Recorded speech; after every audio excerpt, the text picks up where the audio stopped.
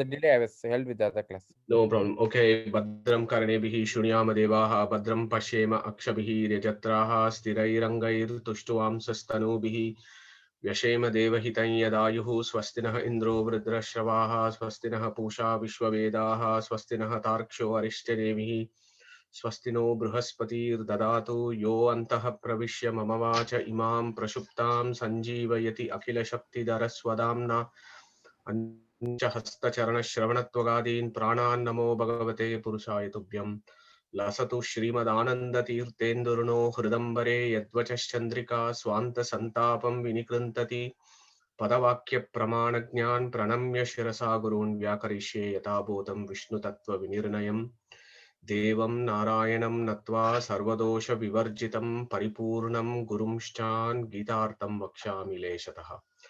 So good evening, everyone. So hope you all had a very good Sankaranti Pongal festival. So we are meeting after festive a week. So welcome for the 11th in a series on the philosophy of chapter 15 of Bhagavad Gita. Now today we are reaching the pinnacle of Vedic philosophy, pinnacle of the philosophy of Vedanta as taught to us by Badarayana, Vedavyasa, Krishna Dvaipayana, Krishna, Vishnu, they are all the same, as you know. So over the last 3 months now, we have been looking at this 15th chapter, which has got 20 verses. We have been looking at each word and each letter and each sentence. What is the spirit of chapter 15? So we are coming to the last few portions, which, as I said, is a pinnacle of Vedic philosophy. And it is a great pleasure to invite Varun, who is Harish's son, who lives in New Jersey in USA. And we all heard him recite the Bhagavad Gita last time, so that was very impressive. So Varun, thank you very much for joining this morning. So whenever you're ready, if you want to recite from verse 16 to verse 20 of chapter 15, please. Varun, the stage is yours. Do you want to unmute your audio? Yeah. Yeah. Go. Hare Krishna Namaha. द्वाविमौ पुरुषौ लोके क्षरश्चाक्षर एव च क्षरः सर्वाणि भूतानि कूटस्थोऽक्षर उच्यते उत्तमः पुरुषस्त्वन्यः परमात्मेत्युदाहृतः यो लोकत्रयमाविश्य बिभर्त्यव्यय ईश्वरः यस्मात् क्षरमतीतोऽहम् अक्षरादपि चोत्तमः अतोऽस्मि लोके वेदे च प्रथितः पुरुषोत्तमः यो मामेवमसम्मूढः जानाति पुरुषोत्तमं स सर्वविद् भजति मां सर्वभावेन भारत इति गुह्यतमं शास्त्रम् इदमुक्तं मया नघ एतत् बुद्ध्वा बुद्धिमान् स्यात् कृतकृत्यश्च भारत ॐ तत्सदिति श्रीमद्भगवद्गीतासु उपनिषत्सु ब्रह्मविद्यायां योगशास्त्रे श्रीकृष्णार्जुनसंवादे पुराणपुरुषोत्तमयोगो नाम पञ्चदशोऽध्यायः।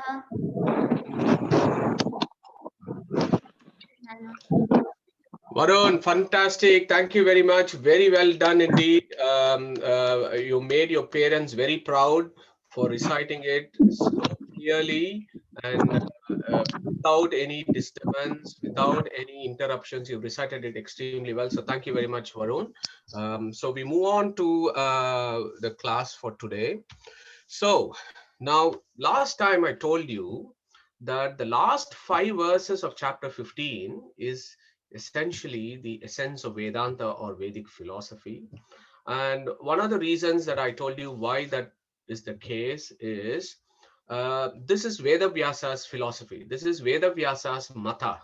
So the philosophy or the religion that we follow is the philosophy and the religious principles as given to us by Vedavyasa.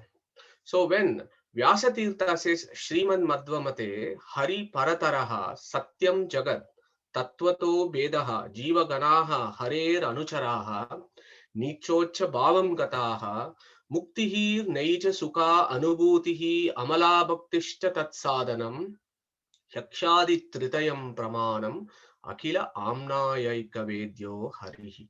So when he gives these 9 principal tenets of Vedantic philosophy, the last 5 verses of chapter 15 essentially captures all these 9 tenets of Vedantic philosophy as given to us by Veda Vyasa. And that is the reason why the last 5 verses are so important for us to contemplate and to understand. I would say spend a lot of time looking at each word, look at the grammar, look at how the words are placed next to each other. The genius of Veda Vyasa will just come to you. It'll just show you how well this has been constructed. These 5 verses to bring home the 9 tenets of Vedantic philosophy. So moving on to the next slide. So last week, this is just a brief recap of last week. So last week we spent a lot of time talking about Dvavimo Purusho Loke, Kshara Akshara Evacha, Ksharaha Sarvani Bhutani, Kutasto Akshara Uchyate, Uttamaha Purushastu Anyaha Paramatma Iti Udahrutaha. So those 3 lines, we dissected them out. We looked at the etymology of some of the words. We picked up keywords such as who is Kutasto Akshara, who is Kutastaha Akshara, what is Kshara, what is Akshara, and so on. And then we came up to this grand idea that in all of existence, there are only 3 entities. Yeah. So the first one we can call as Ksharas or Kshara Purushas. These are all the folks like you and me who have all got an embodied, we are all embodied, we've all got a perishable bodies, and then we go on with samsara. Because we have perishable bodies, we are called ksharas. Yes, at some point, if we are lucky, after millions of birth, we might reach a stage where we may never acquire another body and we might go into a state of liberation. So that state is called akshara for us as jivas. We are anu, we are subatomic. For us, that is a state which we can call as akshara, but we are always been akshara before we become an akshara. Whereas kutastha aksharaha, who is that person which is described in singular in this particular verse? And we discussed that kutastaha aksharaha uchyate, whereas ksharaha sarvani bhutani. Sarvani bhutani is in plural. So who is this one kutastaha aksharaha? And we said kutastaha, there is kutam stapayati, kutastaha. So we looked at the etymology and we concluded that actually is an explanation or an indication of Chetana Prakriti or Shri Tattva or Lakshmi as we describe this in Vaishnava philosophy. So Kutastha Akshara is Shri Tattva.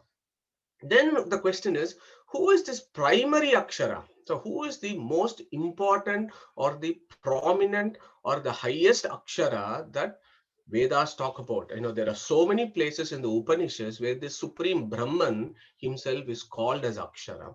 And we looked at how we break open that word. We said Akshara can be A plus Akshara or Aksha plus Ra or A plus Ksha plus Ra. And then there are 2 versions of it. Then you can look at Ashnute iti Aksharaha, Adhikam Sharanti iti Aksharaha. So there are various ways. So some of us, you and me, as Kshara Purushas, will fit into some of this. At some point, Shri Tattva will also fit into some of these criteria. But the chap who will completely fulfill all these requirements is the Supreme Being or Brahman. Okay, Akshara. There was never a point he had any embodiment. He is always a liberated being. So that is one Akshara. Yes, when we have liberation, we can be Akshara. Lakshmi or Shri Tattva is always an Akshara. Aksha plus Ra. So Aksha means what? Aksha means Indriyas. So who is inside the Indriyas, makes it works and also enjoys the good things that the Indriyas do? And we know from chapter 15 itself and also from various Upanishads that Akshara is the Narayana himself, who is the indweller and makes everything work. Now, A plus Ksha plus Ra. The first letter of Sanskrit is Akara. The last letter is Ksha. So A and Ksha together in infinite combinations become the Vedas. He who is studied through the Vedas and gives Ramati. Ramati means Ananda to us. That chap is Akshara, and the highest being is, of course, our Brahman or Narayana himself. Now, Also stands for, there is a deep philosophy in the letter A. A means it's neti neti, for example. It is not this, it is not this, it is not this matter, it is not this material thing, it is not this material thing.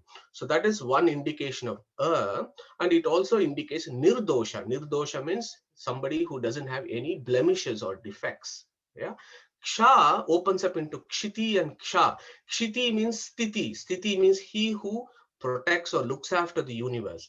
Ksha means he who is the destroyer of the universe. And we know from our Brahma Sutra, Om Janmadhyasya Yataha Om, he is not only the creator, he is a maintainer, he is a destroyer, and he also does 5 other things, totaling 8. And he is the one who is always in Ananda. So when you look at this whole together, one should clearly then, it will point out to the fact that in all its aspects, the Akshara will mean only the Supreme Being. Look at Ashnute iti Aksharaha. Ashnute means that which is omnipresent. Okay. Yes, Shri Tattva is also omnipresent. Vishnu Tattva is also omnipresent, whereas the omnipresence of Vishnu is an independent thing, whereas the omnipresence of Shri Tattva is dependent on Vishnu. So in that sense, the highest omnipresent being, Ashnute iti Aksharaha, equals Brahman or Vishnu. Adhikam Ksharanti means in liberation, he'll give you whatever you want. And even also in your mundane life, he will give you whatever you want. So when you look at all this, Akshara primarily denotes Vishnu or Brahman himself. Kutasto Akshara is Lakshmi. Kshara is all the jivas, starting from Chaturmukha Brahma to all the bacteria. And there are infinite such jivas who are in creation. There are infinite jivas who have not yet come into creation. So we don't even know how many jivas are out there. So in summary, the last weeks, we looked at these 4 entities: God or Brahman, jivas or souls, Prakriti, which is Jada, or Chetana Prakriti, which is the sentient being that motivates and makes the Jada Prakriti work. So that gives you an indication of what I have told you so far, that it gives you an indication about the very first tenet of Vedantic philosophy, which is Harihi Parataraha. He is the highest in Vedantic philosophy. Hari Parataraha is the first cardinal doctrine of Vedic philosophy. Okay. Now, this first 3 verses actually gives you an introduction to this concept, whereas the next verse actually deals with this in its highest possible sense, which we will see today. Yeah. Now the question then should come into us is, there are also other philosophies that talk about, there is this Brahman, there is this Jiva or Atma, and there are certain philosophies which talk about, what, Atma or Jiva and Brahman are non-different. They are actually the same. Atma cha Brahma, as it's called. So they are the same. So there is one school of thought that actually takes that view. So far, I've told you, I've given you a gradation here, how Vishnu is the highest entity and we Jivas are the lowest of the lowest. And I've given you that gradation that is clearly explained by Veda Vyasa in the chapter 15 of Bhagavad Gita. But much to all of our surprise, and much to, it baffles me that how, when Krishna, Vedavyasa himself has said that in chapter 15, how could our friends in other schools of philosophy actually consider themselves being equal to Brahman? Look at Brahman's qualifications. Garuda Purana, for example, gives you a beautiful explanation of who Brahman is and who Jiva is. So Garuda Purana says, Sarvajna is Brahman, Alpajna is the Jiva. Yeah, Sarvajna, Alpajnata Vedat. There is a difference there. Sarva Shaktihi, Alpa Shaktihi. Okay, Swatantraya, Paratantra Abhyam, Sambhogo na Isha Jiva Yoho. Okay, very clear statement from Garuda Purana, basically saying these 2 fellows are entirely different. Jiva is Alpajna, Brahman is Sarvajna. Jiva is Alpa Shakti, Brahman is Sarva Shakti. Jiva is Paratantra, that is dependent. Brahman is Swatantra, independent. I've also included a few others. Jiva is Anu, subatomic, whereas Brahman is Vibhu, who is omnipresent everywhere. That is the literal meaning of Vibhu. So these are contrasting characteristics. So when there are contrasting characteristics, how can we claim that Jiva is the same as Brahman? Veda Vyasa, again in Brahma Sutra, settles this problem and he says, Sambhoga Prapti Riti Chet na Vaisheshyat. So look at those words from Veda Vyasa in the Brahma Sutra, which, as you know, is also called Vedanta Sutra. Very clear. Sambhoga Prapti. Sambhoga means if they are the same or if they are different. The bhoga means what they enjoy. If you say what they enjoy is the same, which means if Atma is the same as Brahman, what they enjoy must be the same. But Veda Vyasa is saying, if you say that Sambhoga Praptihi iti chet, na, he says no. Why? Because of Vaisheshyat. Vaisheshyat means they are so different from their qualities of all the things I've told you. Yeah. So when that is the case, how can we say they are the same? So the tenet of Vedantic philosophy, we have to conclude that Hari Parataraha, Supreme, Lord Krishna is the Supreme, Vishnu is the Supreme, is the primary tenet of philosophy. Now we all know Itihasa Purananam Panchamo Vedanam Vedaha. Yeah. So we all know the 4 branches of Vedas. We have spoken about this quite a lot over the last 10 months. And we also know the same Shastras define Itihasa Puranaha Panchamo Vedanam Vedaha. So Itihasa and Puranas are the 5th Vedas. They are Paurushaya, but they are the 5th Vedas. So are we going to go against the Puranas and Itihasas itself to establish a very surprising, confusing philosophy? Are we going to do that? So this is something for us to think about. So I'm not here to tell you what is the right answer, but I'm just posing those questions so that we can think about this, because we do serious studies of Vedanta here. Look at in Dwadasha Stotra, Acharya Madhva, he makes a very beautiful verse in Dwadasha Stotra. He says, Harireva Paro, Harireva Guruhu, Harireva Jagat Pitru Matru Gatihi, Na Hare Paramo, Na Hare Sadrishaha, Paramaha Satu, Sarva Chitatma Ganat. So what does that mean? Harireva Para, he is the highest. Yeah, he is the highest Guru. He is our mother. He is our father. Look at the next line. Na Hare Paramo. There is nobody who is higher than Hari. Na Hare Sadrishaha. There is nobody who is equal to him or even remotely similar to him. There is nobody who is equal to him. There is nobody who is higher to him. He is Paramaha Satu Sarva Chid Atma Ganat. Compared to all other sentient beings, he is Paramaha. That Paramaha means not only the highest, but he is different. Paramaha Satu Sarvachid Atmagana. So these statements should all prompt us to think about what is it that Krishna is telling us here? What is Krishna is telling us through Arjuna here? He is giving us a hint that in Vedic philosophy, our Vedic Vedanta is monotheism. We are not pantheist or polytheist. We are monotheist, and we believe in one supreme being, Atato Brahma Jignasa. One Brahman is what we are all worshipping. Who is that Brahman? The verses in the Upanishads, the verses in the Vedas and Gita and everything is categorically pointing us towards this Hari. Harihi Parataraha. Hold on to that idea, because the last week we said Uttamaha Purushastu Anyaha Paramatma iti Udahurataha. Okay, because he is the highest, because Hari Parataraha, he has been called as Paramatma iti Udahurataha. He has been called as Paramatma. And then we looked at the word Atma, which means that which is all pervasive. A, Tata, and Ma equals Atma. He who is all pervasive is Atma. The one that is highest all pervasive is the supreme Brahman called Hari. Yeah. Mundaka Upanishad, for example, I put a very nice verse there for you.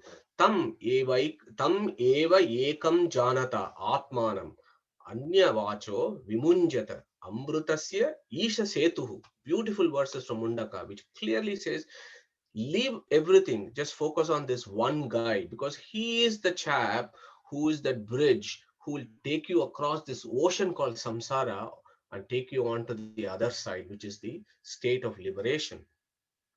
So when we have this concept in mind, that this Paramatma, so focus on that word. He has said Paramatma iti udahrutaha, and we looked at the etymology of Paramatma, of what it means is something that is all pervasive. Look at the very next line. Once he has put Paramatma, Vyasa is immediately saying, you know what that all pervasiveness actually means? Yo lokatrayam avishya. Vibharti Avyayaha Ishwaraha. So Yoloka Trayam Avishya becomes very significant. When he has put Paramatma before and said he is all pervasive, he qualifies that with the very next line saying Yoloka Trayam Avishya. Okay, so what is Yoloka Trayam? So I will break for a minute and I just want to ask our friends who have joined today to tell us what is Lokatrayam? What do they mean by Lokatrayam? Who is going to take that on, please? 3 lokas. Which one, Sudarshan? Do you want to just list those 3 lokas? Bhulokam, Swargalokam, Yeah. and maybe Vaikundam. Okay, fine. So that's one way of looking at it. So when you look at Upanishads, when you look at Gita, when you look at Vedas, the various places you will there'll be a lot of upasanas. Yeah, there'll be a lot of upasanas in Upanishads. Upasanas means something for our worship of the Supreme. How do we contemplate him, in what way? So those upasanas, the Upanishads in some places will talk about 3.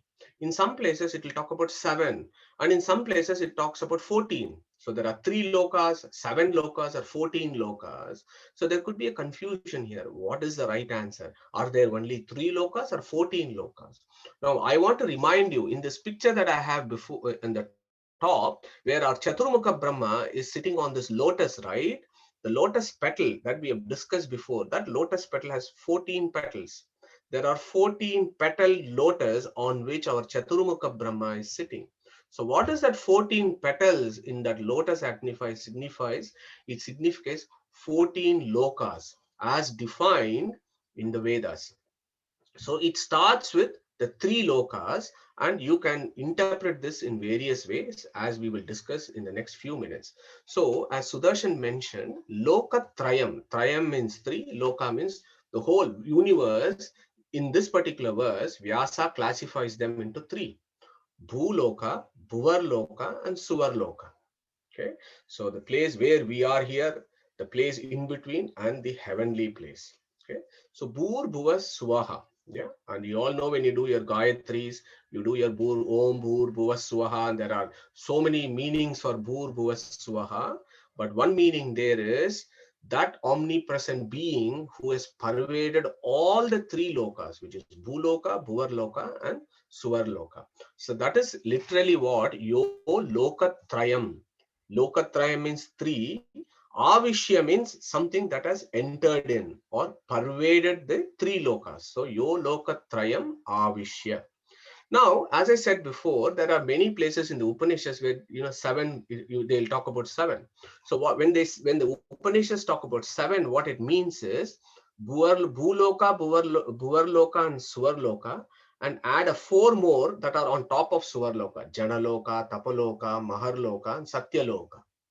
So these are all in the material plane of higher planetary systems. So Bhagavatam, for example, will talk about this in great detail. So you can do your reference and understand what it is. But just to give you an idea, the top three ones, Satyaloka, Mahaloka, and Tapaloka, are the abodes of Chaturmukha Brahma. Okay, Satyaloka, as you know, is an abode of Chaturmukha Brahma. When all of us, because we are doing all these contemplations, eventually we will dissolve all our karmas. And as Shushrut mentioned in the last class, when we have dissolved all our karmas, we are told that we will go to Satyaloka and we'll be with Chaturmukha Brahma, waiting for his 100 years to complete before we go to our Vaikunta. Yeah, so Satyaloka. So that is 7. But at the same time, pictorially, Chaturmukha sits on 14. So what does that 14 means? So that 14 means not only these 7, but are also the world below. Atala, Vitala, Sutala, Talatala, Mahatala, Rasatala, and Patala. So this is all interesting. Again, Bhagavatam talks about this. So 3 lokas, 7 lokas, or 14 lokas, they all mean the same, but you just need to understand it in the context. So here, when Krishna says Lokatrayam, you basically include the whole of creation, not just Bhuloka, but everything below Bhuloka is also included. Not just Swarloka, but everything above Swarloka up to Satyaloka is also included. So what does this chap do? In all these lokas, he He is Avishya. He has entered and he has pervaded all these lokas. And that is why he is called Paramatma. It all makes sense now why he is called Atma. Because Atatatvacha Matrutvat Atma hi Paramo Harihi. Now, in Taittiriya Upanishad, which we have done on so many occasions, that becomes significant. So when we were talking about creation, you may remember how this Brahman creates this universe. So this verse we should have all memorized by now. So akamayat bahusyam prajayeya iti satapo atapyata satapastaptva idam sarvam asrujata yadidam kincha tad shrishtva tad eva anupravishat. Okay, that word is significant. Look at this word there. Anupravishat. So vishat means that which has entered. Okay. So what does this Brahman do when he creates? He thinks, okay, let me create. Then he creates. Then he says, I'm creating, but I'm going to go into my creation. Yeah, and maintain their reality, maintain their activity, and give them volition, make them the objecthood of knowledge, and so on. So when you look at that, Taittiriya Upanishad is also using the same word, Avishat. Avishat, Avishya, they're all the same, indicating that which enters. Yeah. So that is very clear. So this Brahman or Vishnu or Krishna enters all of his material creation, and he does what? Yo lokatrayam avishya bibarti. Bibarti means he maintains it, he holds it, he maintains it. So the next word is important.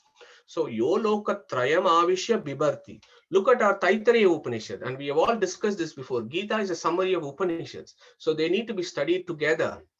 So when you look at the next few words of the Upanishads, Tad Anupravishya Satucha Tyatucha Abhavat, which means that he enters and maintains, and as I said, gives it reality, volition, objecthood of knowledge, and everything else.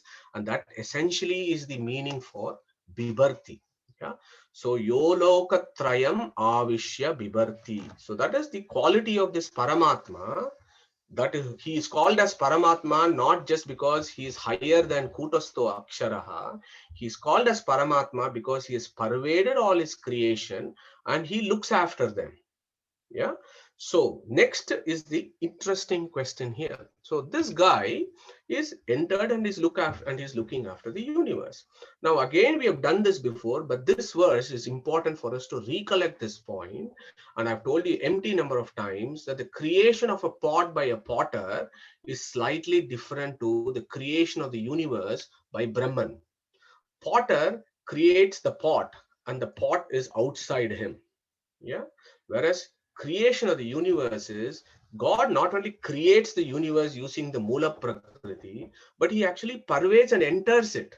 Lokatrayam Avishya Bibarti. So he is actually inside them and he is also maintaining them.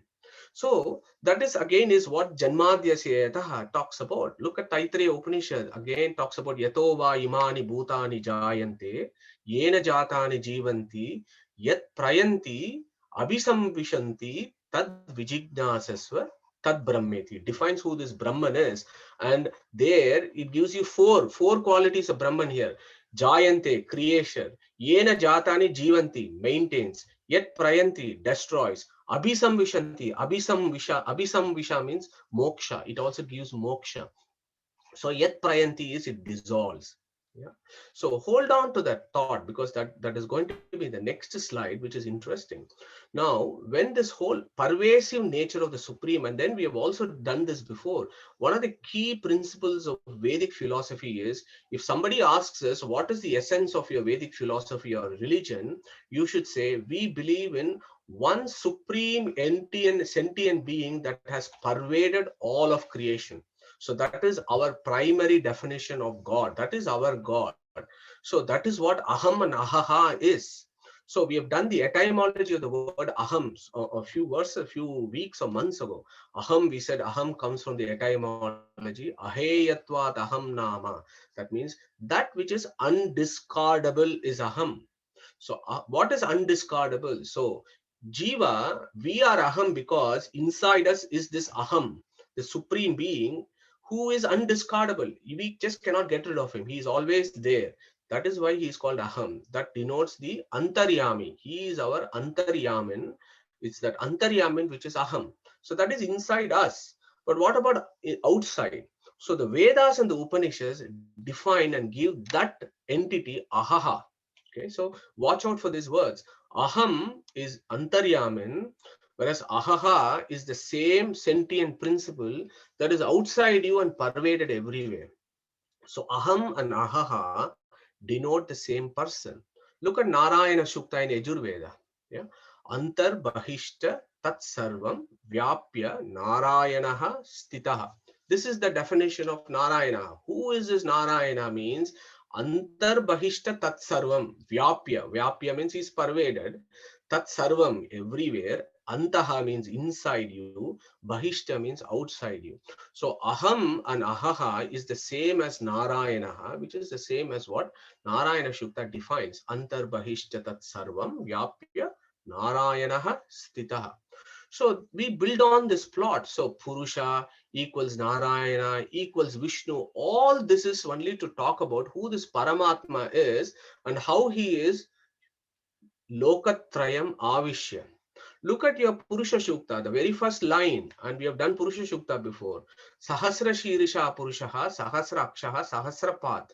So what is that Sahasra and Path? I've underlined that for you. So what does that mean? Sahasra, we know Sahasra means doesn't mean thousand, it means infinite. Yeah, and it is also essentially part of him. These feet, these legs of him are not different from Brahman. They are not different. They're essentially the same as Brahman, and they are infinite. They are infinite times infinity in their range. What is that path? Path means he's everywhere. Path means feet. What do we do with your feet? You go to places. So if this fellow has got infinite to the power infinite feet, it means that he moves everywhere simultaneously. So what does that mean? That means he's all pervasive, omnipresence. So Sahasrapa, the very first word, is the same as Yo Lokatrayama Vishya, omnipresence. Subsequently, in the Purusha Shukta, as you know, Tato Vishwang Vyakramat. Okay, look at that Vishwang Vyakramat. That also means the same thing. So Purusha Shukta also talks about this Lokatrayama Vishya. Look at our word Vishnu. And again, I've told you before, Vishnu is not a name of a sectarian god. Vishnu is a name or is an adjective of a sentient principle that has all pervaded our creation. That is all to it. And we have done this before, that the names of the Lord that is there in the Vedas, they are not nouns, they are all adjectives. So Vishnu is an adjective. It actually reminds us of a particular quality of the Supreme. So what is the etymology of Vishnu? Visha Praveshane. Visha Praveshane means to pervade, to enter, to occupy. Now, Vishati iti Vishnu. Vishati means he who is inside you. He is Vishnu. Veveshti iti Vishnu means he is outside is Vishnu. So the etymology of Vishapraveshane, Vishati, Veveshti, Antarbahishtatat Sarvam, Aham, Ahaha, Purusha, and you look at all these things, and then you need to link it up with Yolokatrayam Avishya Bivarti. Yeah. So that is the big philosophy that Vyasa is asking us when we contemplate this verse about this supreme being.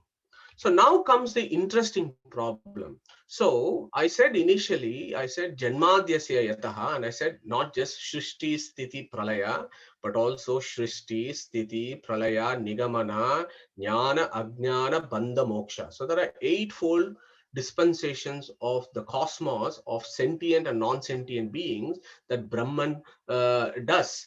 Skanda Purana talks about this. I've given you this verse here. Utpatti sthiti samhara niyatir jnanam avrittihi bandhamoksha chau purushat yasmad hari rekarat.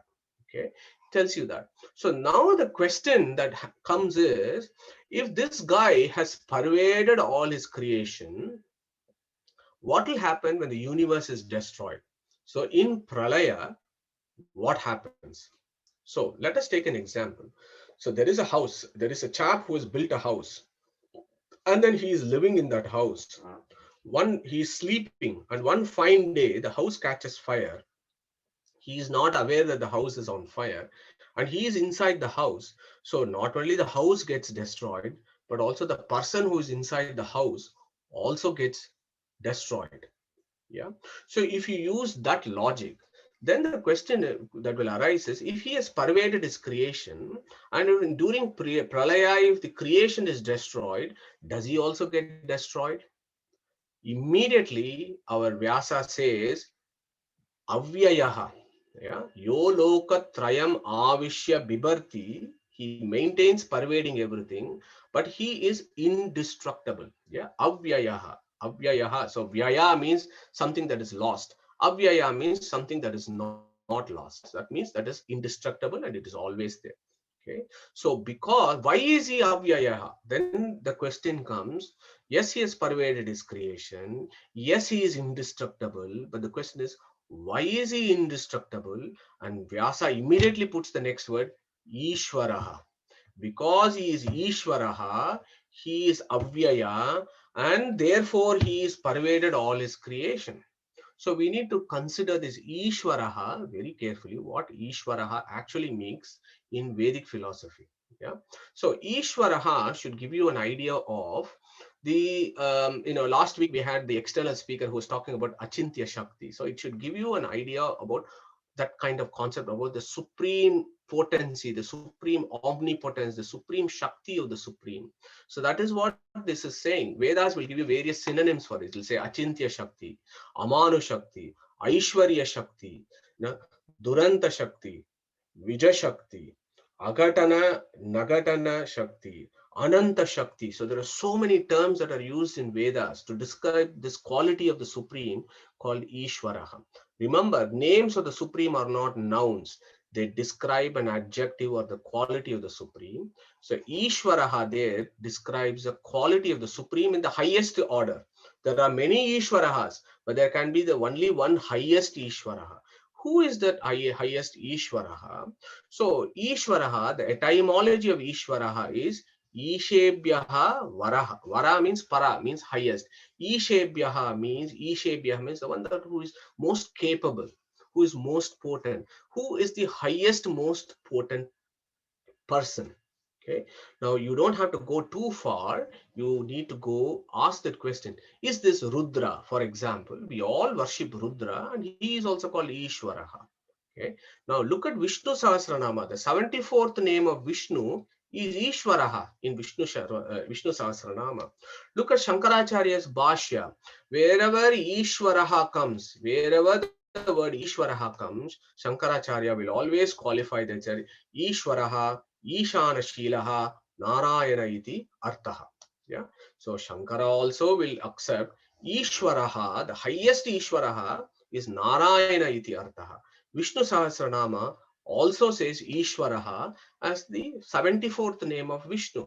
So not surprisingly, in Bhagavad Gita, in the Gita, which is about Krishna, who is an incarnation of Vishnu, that he describes, or it is said here in the 17th verse, he is Ishwaraha, which gives you an idea of the unimaginable potency of the Supreme. And various Upanishads will give you a hint, will give you an idea as to how can we mundane beings actually comprehend this Ishvara. How can we contemplate this Ishvara Shakti or Achintya Shakti? How can we contemplate that? I just give you one example from Katha Upanishad. There is a famous verse, as you know, Anoraniyan Mahato Mahiyan. It is in the same space-time correlate. He is subatomic, but at the same time, he is all pervasive simultaneously. So this contradictory qualities present simultaneously here. Now look, Asino Duram Rajati, Shayano Yati Sarvataha. So that says this fellow is sleeping in one place, but he is also moving everywhere simultaneously. Okay, that is also a verse that gives you contradictory attributes simultaneously at the same time. So Upanishads give you an idea as to how to contemplate this. Look at the last mantra of Isha Upanishad. Vayur Anilam Amrutam Yad Idam Basmantam Shariram. So it's what it essentially says is when the universe is destroyed, Vayuhu. Okay, so it says the Mukhya Prana who holds the universe doesn't get destroyed. And inside the Mukhya Prana is the Supreme Brahman. So if the Mukhya Prana himself doesn't get destroyed at the dissolution of the universe, and if the Supreme Being is inside the Mukhya Prana, it therefore means that of course, the Supreme Being also is not going to be destroyed. So that is the same as Bibarti Avyayaha Ishwaraha. Okay, so I hope that makes logical sense as to how this particular verse is constructed. So if you now go to the next question here, so I have put the 9 tenets of Vedic philosophy, and I put the second tenet of Vedic philosophy is Satyam Jagat. So that is out for discussion and debate, and that is what I put some slides for us to think about. So the second contemplation, as per the 17th verse of Gita, then it should make you think. Okay, so the second tenet seems to suggest Satyam Jagat. Again, that is problematic. There are some philosophies which have a different view, but you are saying Satyam Jagat. Okay, so I'm going to focus on, we are doing a study of Gita here. So we are talking about what Veda Vyasa has said. For us, what Veda Vyasa has said is the truth. I do not personally care about what others say, because Veda Vyasa, as I said, Harireva Guruhu. Yeah, that is what is the spirit there. Supreme Being is our highest Guru. Yeah, and that Supreme Being is Veda Vyasa and Krishna. And Krishna is saying here that Yolokatrayam Avishya Bibarti Avyaya Ishwaraha. So I'm asking a question here, or this is the discussion. Unless the world exists, there is no question of entering it. Nobody will enter into a house if the house does not exist. Because the house exists, I am entering into that. Similarly, because the universe is real, then if Supreme is entering into something, yeah, the word is very important. Yeah, Bibarti Avyaya Ish Yoloka Trayam. Avishya is an important word there. Avishya. You should look at all the bhashyas and see how that particular line is taken to come up with respect to philosophies. Is very interesting. But that Avishya means entering, not superimposition. This is not, this verse of Krishna or Vyasa is not talking about superimposition. It's talking about entering. Yeah. So unless something exists, there is no question of, there is no meaning of saying entering it. So when you look at the spirit of that line, to me it feels like that there is something about the reality of the universe out there. The same thing with Taittiriya Upanishad when it says Anupravisha. Yeah, Tad Anupravishya Satucha Tyatucha Bhavat. Yeah, so he enters and gives them all the reality and volition, everything else. So when you look at all this, to me, and for many others in the Vaishnava philosophies, feels very clear that the universe must be real. Otherwise, why would Vyasa or Krishna say Yolokatrayam Avishya? Yeah. So I just wanted to bring this particular philosophy here for you to think about. So there is another view. Brahma Satyam Jagan Mithya Jivo Brahma Eva Na Aparaha. So this is our friends from the Advaita school. They believe Jagan Mithya. The world is Mithya, just like how there is superimposition of the rope that gives an appearance of the snake, or the superimposition of a silver on a conch shell that gives the appearance of a silver. Why? Because you have seen it. Vimatam Mithya Drishyatvat. Anything that you see is illusory, is a fundamental doctrine of our Advaita friends. So when you look at this verse of Krishna, that he says he has entered it, he has not said, I am there and the universe is superimposed on me. That is not what he has said. The wording is very clear. So when that happens, we need to ask ourselves that question and make those philosophical inquiry to get to the bottom of the truth. Because at the end of the day, we have only 3 instruments of knowledge at our disposal to understand the truth. You have Pratyaksha, you have Anumana, you have Agama. You have only these 3 with which you go and look at the truth. So how do we kind of reconcile this? And when we did Brahma Sutra at some point, I told you Upajivya Pramana, rules of understanding. And I said for material things, perception is superior. Whereas for non-material things, Agamas are the superior source of knowledge. And I told you about various schools. For example, Vishishtadvaita, Dvaita, Jainism. They are all realistic schools of philosophy that consider the world as real. Whereas we have friends in the Buddhist circle, they are Dvaita, and there is a particular school of Western philosophy called Solpism. They believe that the world is unreal.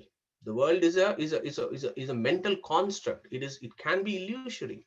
So how can the world we perceive and experience to be real proven to be unreal through inference or syllogism? So these are all the questions that come up. So we don't have time to go through all this.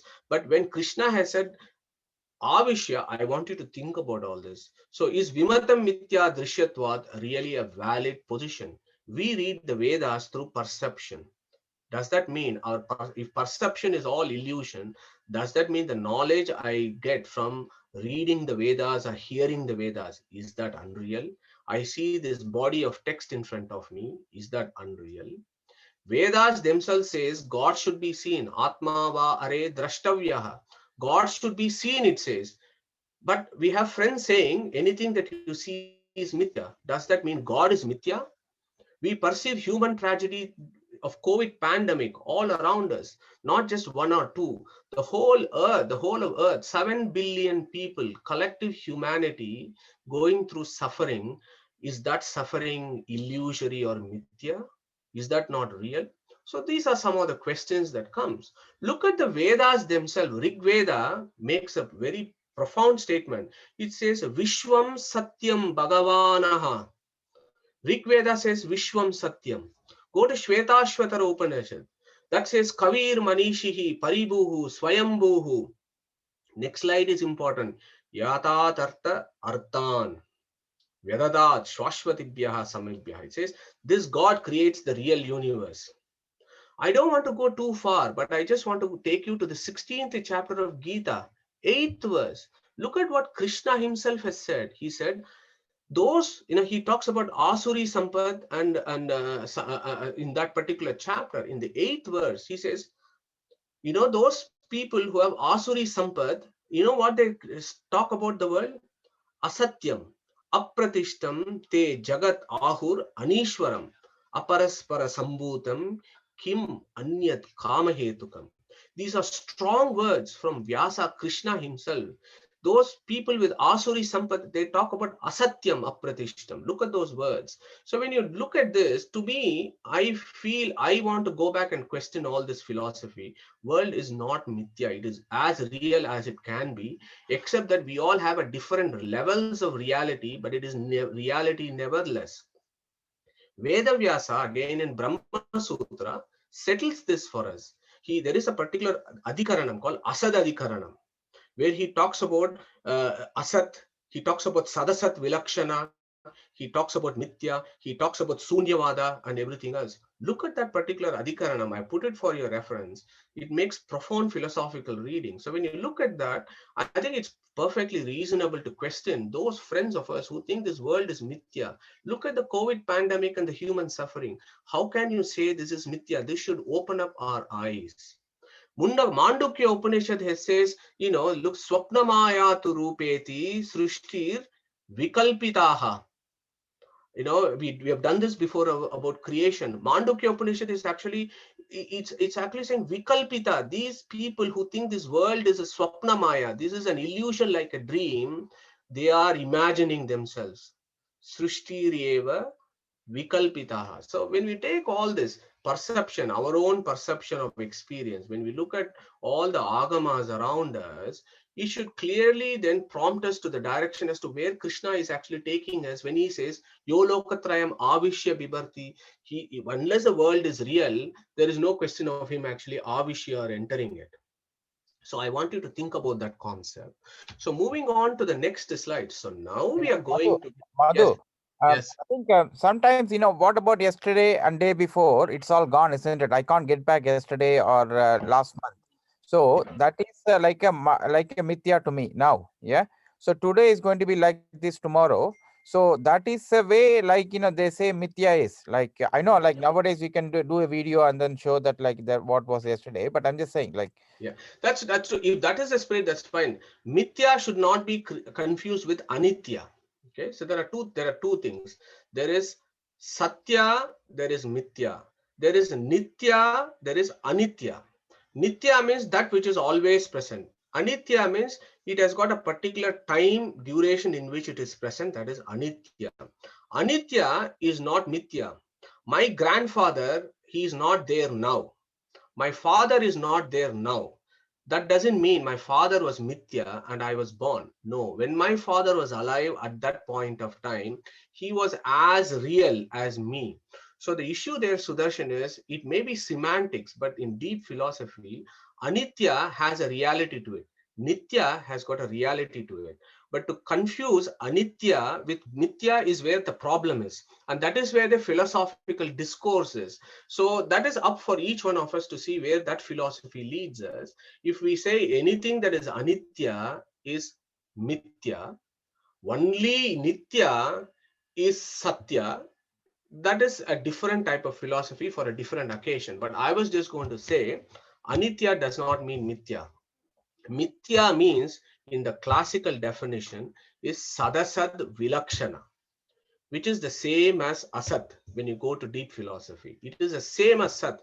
The Asat. There is no difference between Asat and Sadasat Vilakshana or Anirvachaniya or Vyavaharika Satya. So there are all these terms are interchangeably used in Advaita school, and they are all equivalent to Asat. There actually is no different. And that is exactly the same as Sunya.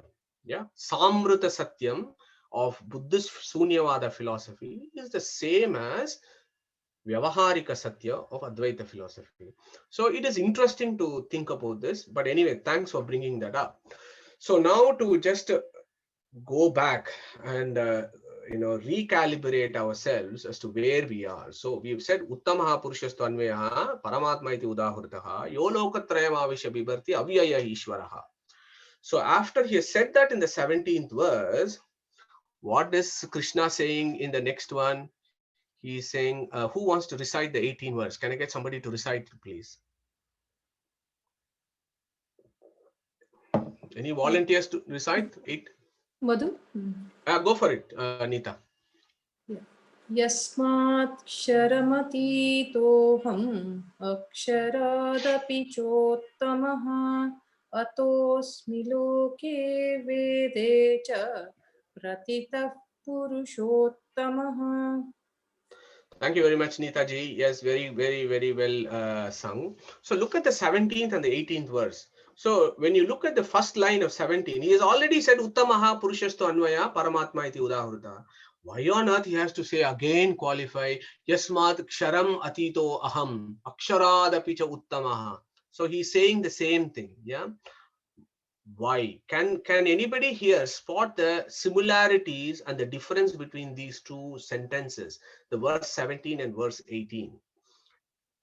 When you look at the first line of both, first line in 17, Uttamaha Purushasthu Anyaha Paramatma iti Udaharataha Yasmat Ksharam Atito Aham Aksharadapi cha ta Uttamaha. So what is it that is, what is kind of, any ideas, any clues there? What is the difference between those? They seem to be conveying the same thing. Any takers for this? Is it aksharat api cha uttamaha? Yes and no, Shilaji. I'll answer it. I think the slide shows, from the clue from the slide is that and your arrows shows that he is Uttama, as in above, even matter, even jivas, even Chetan Prakriti, all three.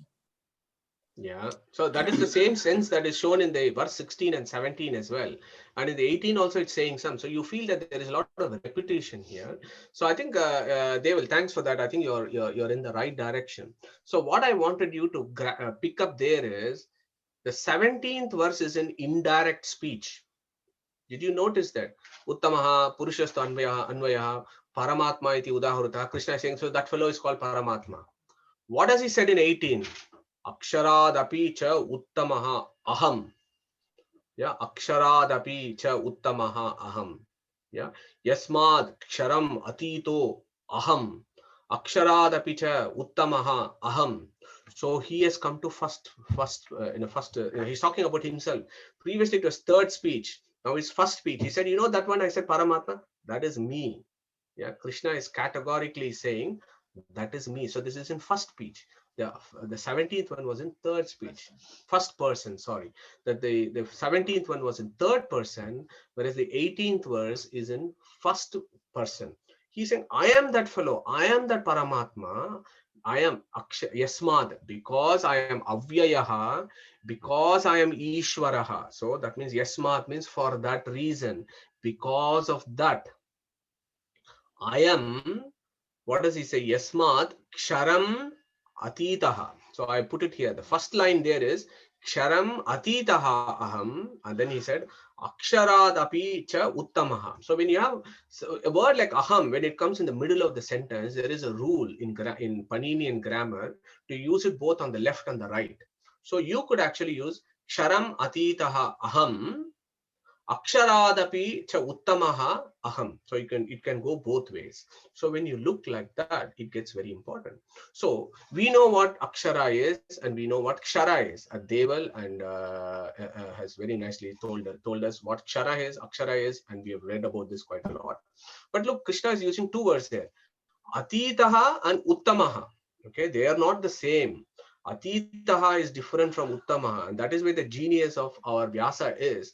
When he puts atitaha, he wants us to think about and confirm a particular concept and idea. When he says uttamaha, he wants us to think about one concept. So let's see what that actually means. So ksharam atitaha aham. Okay, that aham means I am. Aham, as you also know, is undiscardable. I am inside all the kshara jivas. Okay, but I am atitaha. Atitaha means beyond all the ksharas. Why I am atitaha, beyond all the ksharas? Because I never have a material body. Yeah, all ksharas have material bodies, but I am beyond the ksharas because I never have a material body. So to give you that idea, previously it was in third person. Now he's saying that is me, mate. All that I've told you in 16 and 17, that is actually me. Aham. Yeah. So I am beyond the ksharas because I don't have a material body. Now the next verse becomes sensible only if you accept the concepts of Chetana Prakriti and Brahman, Vishnu, because Aksharat apicha uttamaha. Okay, uttamaha means I am far above the Akshara Purusha, which is Chetana Prakriti. So what does that mean? We know that both Chetana Prakriti or Lakshmi and Vishnu, both of them are ever liberated. Both of them never have material bodies. Both of them are ever liberated. Both of them are beyond ksharas. Yeah. So ksharam atitaha aham. You could, that ksharam atitaha goes for both Chetana Prakriti or Lakshmi and Vishnu. But to bring a differentiation between Lakshmi and Vishnu, he puts the word uttamaha there, in the sense that although both of us are atitaha from ksharam, I am uttama to Chetana Prakriti or Lakshmi. I am infinite times superior to Chetana Prakriti. So that is the concept that Krishna is doing, Vyasa is doing us in this. So I just wanted to put that to give you those subtle differences that actually bring about profound philosophy of Vaishnavism. Yeah, Atitaha and Uttamaha. Okay. Now the same kshara, I just want to look at another angle which we have not dwelt before. There are four types of destructions. I put it here at the corner here, and I can show it on the arrow there. So there are four types of destructions that Vedas talk about. Swarupa Nasha, a destruction of a pot. Pot loses its Swarupa. Deha Hani, that is our bodies, they go. Dukkha Prapti, that we get suffering. That is also our destruction. Apurnata, that we are not complete. That is also type of kshara, ksharatva. So these four things put together is not existing in the supreme being. Okay, that is why he is called akshara. Similarly, for Lakshmi also, all the four are there, except in the apurnata, there is a subtle difference in the sense that she is apurna in the sense that she is dependent. Yeah, that is the only difference. So those are subtle philosophies around kshara. Yeah, so I hope that is interesting to bring home this message that Krishna himself is saying in his 18th verse, that all that I've spoken in third person, actually I'm telling you in first person, that I am this, that I am aksharadapicha uttamaha ksharam atitaha aham. One thing I have not done, there is no time, is note the words api and cha. They actually mean the same, but actually they have different meanings here. And there is an entirely different philosophy around this as to why Vyasa put api there, why there is cha. Previously we have discussed there are some verses where he says eva cha. There are certain lines in Gita which will say eva and cha, and there are certain verses where he will put api and cha, not random. They have a significance that probably may be for another day. So this spectrum, so we have Jada Prakriti, which is at the lowest, then we have the souls, then you have the Chetana Prakriti, and then there is Vishnu. So this is the gradations that we see in Vedic philosophy, and that very nicely tallies with all the Upanishads. Look at Ambrini Shukta, we have sung this. Aham Swe Pitaramasya Murdan Mama Yonihi Apswantaha Samudre. Lakshmi says, I create everybody, but my creator is there in the Samudra, which is Vishnu. Immediately talking about the dependence and independence relationship. Look at Katha Upanishad again. Avyaktatu Paraha Purusho. Yeah. Avyakta Tattva is Lakshmi. And Katha Upanishad says, Avyaktatu Paraha Purushaha. So he is higher than the Purusha is higher than the Avyakta Tattva. There is another beautiful verse, Indriyebhyaha parahi artha, artebhyashta param manaha, manasastu para buddhir, buddher atma mahan paraha, mahatah param avyaktam, avyaktat purusha paraha. There Avyakta also means Sri Tattva. The importance of this verse, which is quite a complicated verse, basically talks about Abhimani Devatas. Yeah. When I say Indriyebhyaha parahi artha, I don't literally mean my Indriyas are, the objects are superior to my Indriyas. That is a very low level philosophy. The higher level philosophy is to think about Abhimani Devatas and the Vedic pantheon. So when I say Indriyas, I mean Indra, who is the 8th rank of the Vedic pantheon. When I say Artha, I mean Parvati, Varuni and Suparni, who is the 7th rank. When I say Manas, I mean Garuda, Sesha, Rudra, 5th rank. When I say Buddhi, it is Saraswati, Bharati, they are the 4th rank. When I talk about Atma Mahan, I'm talking about Chaturmukha Brahma, who is the 3rd rank. When I talk about Avyakta, I'm talking about Chetana Prakriti, who is the 2nd rank. And when I talk about Purusha, it is the 1st rank.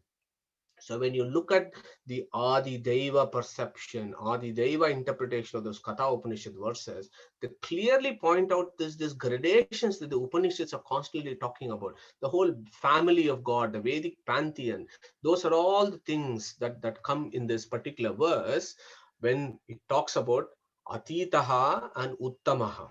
Okay, I hope you find it interesting, because he says then, because I am superior to, I am beyond, because I'm beyond Kshara and I'm above Akshara, ato asmin loke vedecha pratitaha purushottamaha. Ataha means therefore, asmin loke vedecha is an interesting. So you can look at one aspect of it. Loke vedecha means in Shastras, Loka means Itihasa and Puranas, all the Paurusheya Agamas. Veda means, Vedas, Apaurusheya. So in all the Itihasas, Puranas and Vedas, Pratitaha means I am known as Purushottamaha. Okay, so I've given you just a few things about, I've told you once in Tattva Nirnaya, what is Agamas, Sadagamaika Vigneyam, what does that mean? Rigadya, Bharatam Chaiva, Pancharatra Mata Akhilam, Mula Ramayanam Chaiva, Puranam Chayetadatmakam, Yeche Anuyayinastesham, Sarvetecha Sadagamaha. So that is the definition. All the Itihasas, Puranas, Pancharatra Agamas, and the 4 Vedas. These are the primary 7, and anything that concurs with this, the primary 7 is 4 Vedas, Bharata, Pancharatragama, and Mula Ramayana, and all the Puranas and Itihasas that concur with this, they all form the body of Agamas that we know. And Krishna says the whole of this body of literature, they worship me as Purushottama because I am both beyond and above Kshara and Akshara respectively. The other way of looking at it is Loke Vedecha. Loke means Jnana Samudaya. That means people who are highly learned. Among the knowledgeable, among the world of the knowledgeables, they know me as Purushottamaha. Yeah. So Loke Vedecha becomes interesting. Loka and Veda can have 2 meanings there. So he says, because I'm beyond and above, the whole of these Agamas celebrate me as Purushottamaha. So at this juncture, it's probably good for us to revise what Purushottama actually means. So Pratitaha Purushottamaha means, Purusha means what, Uttama means what. We have done it a few times. Just revise again, because Purushottama Yoga talks about Purushottama, Purusha Shukta talks about Purusha. So what is Purusha? There are 9 different ways in which we can understand what Purusha actually means. It means Purvameva Aham. It may mean Pura Asa. It may mean Purishete, Purusaha, Purushati, Purusanoti, and you can split it into Puru and Sha. Purusha Vidatvat Purushaha, Purna Shadgunatvat Purushaha. The reason why I put this is just to show you the beauty of this word Purusha and the beauty of the language called Sanskrit, where so many ideas are compressed in one small word. Purvameva, let's take one and the last. Purvameva Aham means the one who was there in the beginning, the one fellow who was there before creation, that is Purusha. Purna Shadgunatva, the last one. Purna Shadgunatva means the one that has infinite auspicious attributes. He is Purusha. Yeah. So in Narayana Upanishad, what does it say? Om ata purusho havai narayano akamayat prajaya srujayeya iti. So it defines ataha purusho havai narayana. That Purusha is Narayana. And then the same thing in the very first verse, Atato Brahma Jignasa. What is Brahma? Atakasmaduchyate Brahmeti Bruhantohi Asmin Gunaha. And Acharya settles that as Brahma Shabdascha Vishnaveva.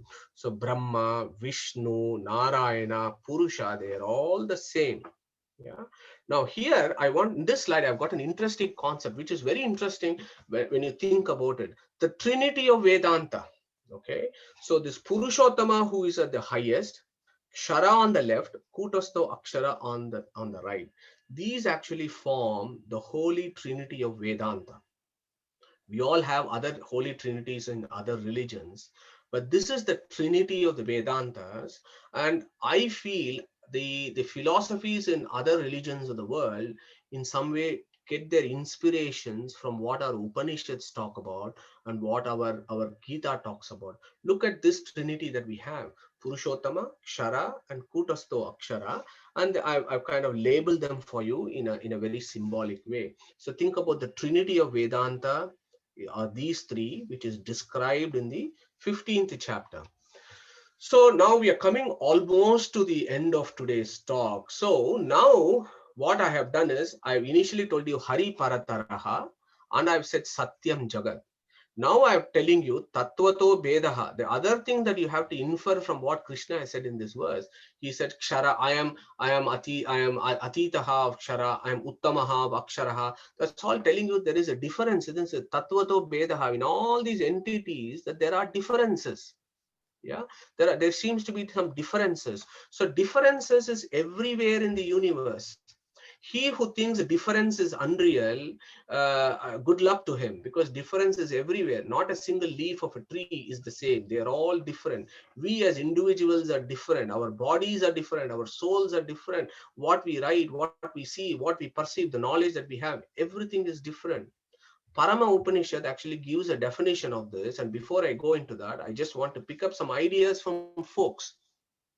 This Tattvato Bedaha, difference being everywhere, should lead us to the concept of what is called Prapancha. We all call this world as Prapancha, right? This Prapancham, in Tamil we say Prapancham, in Kannada we say Prapancha, in Sanskrit we say Prapancha, in all the North Hindi we say Prapanch. Yeah. So what is this Prapancha and why is it called so? There is a philosophy behind this, inspired by the philosophy of the Gita. So I'm going to sip some water here and hope that you will be able to contribute. Any ideas as to why this world is called Prapanch? Contributions, please. Madhu, Suresh. Hi, Suresh. Yeah, I mean, we have all these panchas, like the pancha bheda coming from it's manifesting from the panchabhutas, and the five principles. I think we get few more. I'm not recollecting the others, but that is what is makes the prapancha. Yeah, thank you, Suresh. Yes, you're right. Anybody else wants to come in here? Sushruth here. Mm-hmm. So it also relates to the differences between the three main elements, that is Jivas, Brahman and Jada. So all the interrelationship between Jiva and Jada, Jiva and God, God and Jada, and so on and so forth. So there are five relationships between them.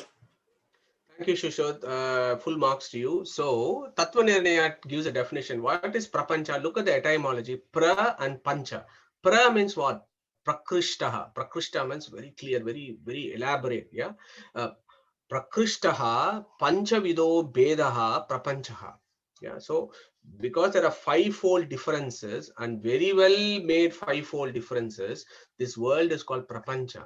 And this is not a self-created philosophy. You still have to go only to the Vedas and Upanishads as to what they themselves says. Look at Parama Upanishad. It says, Jiva Ishvara Bida Cha Eva Jada Ishvara Bida Tata Jiva Bedo Mitascha Eva Jada Jiva Bida Tata Bidascha Jada Bedo Ayam Prapancho Beda Panchakaha. Beautiful verse from Parama Upanishad, clearly saying that look, there are differences made. I'm talking about Kshara, Akshara, and Purusha. There are differences between them. So I have labeled this here. So Chetana, Prakriti, and Jivas are grouped together as dependent sentient beings. They are aswatantra sentient beings. And there is a swatantra sentient being, which is Vishnu. And then there are all these jadas here. So between each one of them, there is a difference. Between God and Chetana, Prakriti, and Jiva, there is an ocean of difference. Between Chetana and the Jivas themselves, there is an ocean of, between Chetana, Jiva, Chetana, Prakriti, and Jiva, there is an ocean of difference. Between Jivas itself, there are differences. Between Jiva and Jada, there is an ocean of difference. Between each Jada, there is a difference. Now, between Jada and Ishvara, there is a huge difference. So this fivefold differences that makes this universe is what is called Prapancha. So says Parama Upanishad, which is also called Parama Shruti. And Acharya then defines and says Prakrishtaha Panchavido Bedaha Prapanchaha. So this is a new angle to Prapancha, because most of us would be aware Prapancha means just Panchabhutas. This world is made of Panchabhutas. That is partly true, but then the question is, does that mean we as sentient beings, we are not made of Panchabhutas? Does that mean we are not part of this Prapancha? We are very much part of this Prapancha. Even the Supreme Being is part of this Prapancha. So when you take that wholesome view, then Prapancha actually means this fivefold differences that is everywhere in the universe. That is why it is called Prapancha. So now we are coming to the final slide. So now what is happening here is, with all these fivefold differences that I've shown you, now it all fits in. The three verses that I've told you so far fits in very well. Hari Parataraha, which verses? Uttamaha Purushastanvaya, Paramatma iti udaharataha, Yasmad Ksharam atito aham aksharadapicha uttamaha. That proves Harihi Parataraha. Satyam Jagat, I told you about Yo Lokatrayam Avishya. If somebody is entering somewhere, unless that thing exists, there is no question of entering it. So that is a clear indication that Satyam Jagat. Tattvato Bedaha, we have just discussed that. Jiva Ganaha Harer Anucharaha means all jivas are the eternal servants of the Supreme. Why? Because he said Yo Lokatrayam Avishya Bibharti, which means that he has entered in all the lokas. Lokas generally there not just means Bhur, Bhuva, Swaha and 14 lokas. It also means Jiva lokas. All the jivas. He is also inside them and protects them. So we are all eternally indebted to him and we are his servants. Yeah. Nichocha Bhavam Kataha. Look at Akshara where she is. Look at Kshara where she is. Look at Purushottama where he is. So there is this whole differences there. So that difference, the difference creates, some are destined for something, some are not destined for something. So that is one type of philosophy. Now, Hakshadi Tritayam Pramanam. We said there are only three modes of us knowing knowledge, which is Pratyaksha, Anumana, Agama. Yeah. So what is the Pratyaksha there? Dva Imau. Imau means you're putting your hands and saying Imau, this. So you're seeing and saying. So Dva Imau Purushau Loke Kshara Akshara Evacha. When I say that, I'm looking and I'm saying. So that is perception. Yeah. Yo Lokatrayam Avishya Bibharti, that Avyaya, that is why he is called Ishvaraha, is an inference. Yeah, because he's indestructible, he's inside everything, he doesn't get destroyed during Pralaya because he's got Achintya Shakti. That is why he is called Ishvara. So that is an inference. So that is a source of knowledge. Then Vedecha, Veda means Apaurushaya, Agama. Yakshadi Tritayam Pramanam, that concept is also included in these three verses. Yeah, about the three modes of knowledge. Now we only have a few things left. Muktihi Naijasuka Anubhutihi Amala Bhaktishta Tatsadanam Akila Amnayaika Vedyo Harihi. This is what the next two verses are going to talk to you about and give you that the summary and what is our benefit from all this of knowing this supreme person. So this is the focus of the next two verses. What is the use of knowing this Purushottama? Yeah, it's all very well good that this is the highest guy, he is the highest person, this Vishnu, Krishna, Narayana, Hari, Brahman, Vyasa, Krishna Dvaipayana, whatever name you want to give him, Rama, he is the highest Purushottama. But what is the use for me? The verse 19 and 20 is going to talk to us about that. Okay, so hope to see you next week. What I wanted to do next week was these two verses are not too complicated. Most of it we know already, but we just to remind ourselves. So I plan to do some 20-30 minutes, no, 30 minutes to talk about 19 and 20. Now, a few, including Deval, suggested that perhaps we need to have an open forum before we finish 15th chapter. We need to do Mangala of 15th chapter. We've all worked very hard and engaged ourselves for 3 months to do a deep study of chapter 15. So I think we need to celebrate that at the end of next week. So I would hope that over the next 7 days, we come up with an itinerary and a program where I'll do 30 minutes and finish 19 and 20. And after that, it is an open forum for various contributions to make it into a very lively discussion over 30-40 minutes, and then we have a puja or some mangala at the end of it, and we'll close chapter 15. And also what we will do is, let's think what we need to do next. If folks are tired now already, I won't say I'm tired, but it's been, we have been doing it every week, as you know. So if you guys want to take a few couple of weeks break, that's perfectly welcome. Or if you guys are so inspired that you want to keep this going, maybe we take a fresh topic and discuss from the following week. If that is the route that we are going to take, my option here would be, if you remember 9 months ago, we did 1-2 hour session on just Om. We just did Om, and we have done Purusha Shukta. I somehow feel we have not done justice to that, because Om, Vyahruti, Gayatri, Purusha Shukta, Veda, they are all aligned with each other. So if maybe we do Gayatri for 2 sessions and close the Gayatri and Vyahruti and tally it up with the Om, and also tally it up how it goes with Varga 1, Varga 2 and Varga 3 of Purusha Shukta, I would personally feel happy that we have covered that topic, but I'm open for discussion. Okay, so I'll stop there. Any questions or any other discussions? Thanks for listening.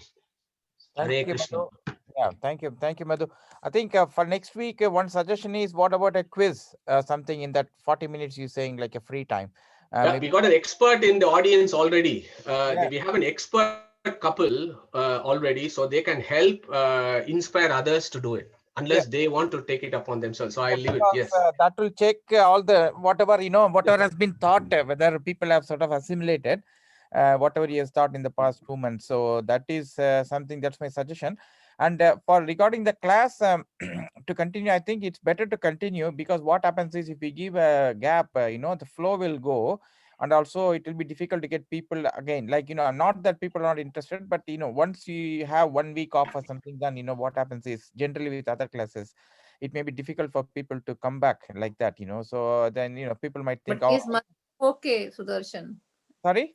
Is Madhuji okay? Does he need a break for a week or two? Yeah, He's to be okay. honestly, Sheilaji, for me, no, because yeah, we are all in lockdown, so there is no great holidays planned at this point of time. Yeah, Sundays I can do. I know Jamuna will raise a few eyebrows, and my mom is already saying, she's also looking at me, but I think I'm all right. We can. Okay, then if Madhuji is okay, well, that is what No, because he needs some time with his family, no? Because if he spends all time with I don't know. I'm happy if he continues with the Gayatri and Bharati, because we'll be at a gain. Yeah, I think Madhu, if you're okay with the family and everything, but the only thing is, I might suggest that, like, today we finished within 1 hour 50 minutes, like that. Maybe we could, in future, we could do like keep it very strict between 4 till 5 p.m. So like 40 minutes of talk and then 20 minutes of discussion. That's it. We sharply start at 4, sharply finish at 5. So that will probably make it only 1 hour for you, so that you still can spend time with your family and everything. So that just makes it 1 hour, So if there's anything, which is not, we can cover it the next week, like that. So that like we make it strictly 40 minutes, 20 minutes discussion like that. Yeah. So Yeah, that I think your suggestion is fine, Sudarshan. That's something that I've struggled. It's my own weakness, because once you start talking about something, I don't seem to have that ability to stop. So yes, I take that feedback very, very positively. Yes, Yeah, I 1 think hour will that be will good. help you as well, and sort of like just 1 hour every week, something like that, so that it will be good for you, like completely. So the Yeah. other question is, well, with the topic, I'm happy with whatever you're saying, like that will be good, and we can sort of look at some fresh topics later on, in the after that you finish that one. So Uh, these are small ones, Sudarshan. So what will be really useful is number one, feedback as to where we head next. And the number two is something after, say, so this will be only take 2 weeks. So from February, if we need to do something, it'll be good to do some comprehensive piece, like how we have done chapter 15, something that we can engage our brains together for a period of time, so that that's covered. So we'll get feedback. People, please do send messages or text, or we can have discussions outside this forum to try and fix up a top, I don't know, another chapter or an Upanishad or something in sutras or something about other schools of philosophy. I don't know. I'm just putting it on the table. yeah, Madhu will do. We have 3 more weeks to decide anyway about that. So our 2 more weeks, Yeah. because next week we're finishing, and this 2 more weeks for that. We'll definitely come out Yeah. with a sort of comprehensive topic. And I think the verdict is we'll continue with the sessions, make it 1 hour each, so that like it's more focused, and also like gives you a bit of time as well to social Sure, time. sure. Yeah, Any definitely. questions So for today's class? Madhu, can I ask a question? yeah, Sorry, this is going back to the lecture, really. sure. Mentioned something about Trimurti. The Trinity, not Trimurti. Yeah. I thought the Trinity in Hinduism was Brahma, Vishnu, and Mahesh. You sort of introduced something else. Yeah, sure, sure. Yeah, I mean, that was the whole purpose there, Deval, is just to give you a new twist on this. So, Trinity of Hinduism, yes, that's a colloquial version of Brahma, Vishnu, Maheshwara as creator, destroyer, and maintainer. So, that itself is fundamentally wrong from Vedic philosophy. Yeah, that's fundamentally the wrong hypothesis to say one guy creates, another guy maintains, and the third guy destroys. No, there is only one supreme being who creates, who maintains, and he destroys. In his Vishnu form, he maintains. In Chaturmukha, inside Chaturmukha, he brings about creation, as we discussed in Bhagavatam. And in Rudra's form, he brings about dissolution of all the Tanmatras and Panchabhutas, dissolving one after the other. So he is the Antaryamin. There is one supreme being who is an Antaryamin in all these two, Brahma and Rudra, and enables this to happen. So that is the underlying philosophy. But if people want to skim on the surface, that's perfectly fine. That trinity of Brahma, Vishnu, and Maheshwara is perfectly fine for worship. But I was going more into the Upanishads and the Vedic philosophy around when you take Janmadhyasya Yataha of Vedanta Sutra, what that talks about. So that is one trinity. The trinity that I am talking about is the trinity of chapter 15, which talks about Kshara, Akshara, and Purushottama. And then, of course, in Catholicism, you have the Holy Trinity of the Father, the Son, and the Holy Spirit. And you read about that. That itself is very interesting. I find it very interesting. Okay, thank you. Sorry, Madhu, can I ask a question? Yes, sir. May not be completely related to today's lecture, but just came to my mind. If jivas are uncreated and Paramatma is also permanent, at what point did Paramatma get into the jiva? Always. He's eternally inside. Okay. Nityo Nityanam Chetanas Chetananam. Remember that verse of Upanishad. Okay. Sudarshan? Yeah, go on, please. Yeah, no, you mentioned about the quiz, but I'm happy to do it. But if someone else wants to take on that, that would be great. I mean, but if no one is, then I'm happy to, but only on 15th chapter, because we've done the 15th now, isn't it? Yeah, please. I don't think, I mean, you probably, nobody can, nobody can match your standards. So if you, it's not that nobody's going to complain that you're the one who's doing all the time. So, by all means, please, if you can go ahead. They may do better, actually, Sudarshan. We don't know that. So I know there are people in audience who are very, very knowledgeable.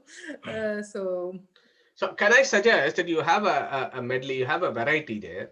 We'll have quiz. Maybe we'll have 1 or 2 speakers talk about their favorite verse in chapter 15. Maybe that would not be a crazy thing to do. And then we'll have some puja kind of stuff at the end, so that we do Mangala properly. If we can have a Mangala Aarti like the Bhagavad Gita Aarti, we can chant like the last time. That's something which we can do. But we can have a quiz, and as you said, like people can talk about why they like the 15th chapter. I think many people like the 15th chapter, and why they like, and what makes it interesting for them. Those sort of things. So. Yeah.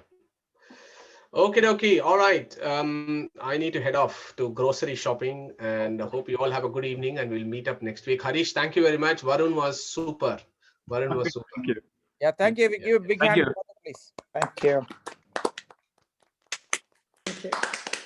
Thank you very much. Thank Thank you. you very much, Madhu. Thank you, Madhu. Thank you, everybody. I'll log off now. Yeah, thank you.